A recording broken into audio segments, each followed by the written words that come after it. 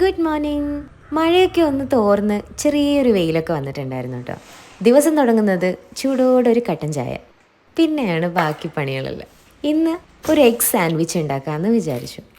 ഉണ്ടായിരുന്ന പച്ചക്കറികളും പിന്നെ മുട്ട, ബ്രെഡ്. മുട്ട പുഴുങ്ങിയെടുത്തൊന്ന് ഗ്രേറ്റ് ചെയ്ത് വെക്കണം. വെജീസ് എല്ലാം ചെറുതായിട്ടൊന്ന് കട്ട് ചെയ്ത് വെക്കണം. ഒരു ബൗളിലേക്ക് ഗ്രേറ്റ് ചെയ്ത മുട്ടയും കട്ട് ചെയ്ത വെജീസും പിന്നെ ആവശ്യമുള്ള സോസ് അതൊക്കെ ഓരോരുത്തരുടെ ഇഷ്ടമനുസരിച്ച് ചെയ്യാം കേട്ടോ. ഞാനിവിടെ 1000 ഐലൻഡ് ഡ്രസ്സിങ്ങും മസ്റ്റർഡ് പേസ്റ്റും ടൊമാറ്റോ ചില്ലി സോസും ചേർത്താണ് ഒന്ന് നന്നായിട്ട് മിക്സ് ചെയ്തെടുത്തത്. ഉപ്പ് ആവശ്യമുണ്ടെങ്കിൽ കുറച്ചുകൂടെ ചേർത്ത് വീണ്ടും ഒന്ന് മിക്സ് ചെയ്തെടുക്കുക കേട്ടോ. ഇനി എന്താ, ബ്രെഡ് സ്ലൈസിൻ്റെ ഒരു സൈഡിൽ ഈ ഒരു മിക്സ് നന്നായിട്ടൊന്ന് തേച്ച് പിടിപ്പിക്കുക.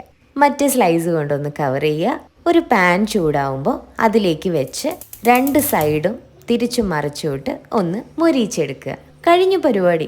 ഇത്രയേ ഉള്ളൂ. ചൂടോടെ തന്നെ ഒന്ന് കട്ട് ചെയ്തെടുക്കുക. ചുമ്മാ കഴിക്കാം, അല്ല ഇനി എക്സ്ട്രാ ഒരു സോസിൽ മുക്കി കഴിക്കണമെങ്കിൽ അങ്ങനെയും ചെയ്യാം. കുട്ടികൾക്ക് ടിഫിൻ ബോക്സിൽ വെച്ചു കൊടുക്കാനും ഇനി നമുക്ക് പെട്ടെന്നൊന്ന് ഉണ്ടാക്കി കഴിക്കാനും ഒക്കെ നല്ലതാണ്. അപ്പോൾ ട്രൈ ചെയ്ത് നോക്കണേ. എൻജോയ്.